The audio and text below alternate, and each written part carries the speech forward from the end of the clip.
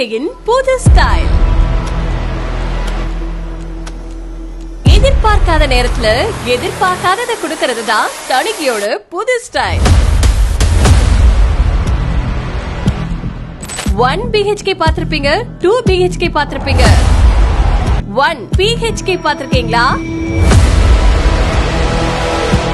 தமிழ்நாட்டுல real estate துறையில தணிக்கையோட 1 BHK rest house. இதெல்லாம் எங்கன்னு யோசிக்கிறீங்களா? அது நம்ம பொன்னேரி அதிர்ஷ்டத்துல தாங்க.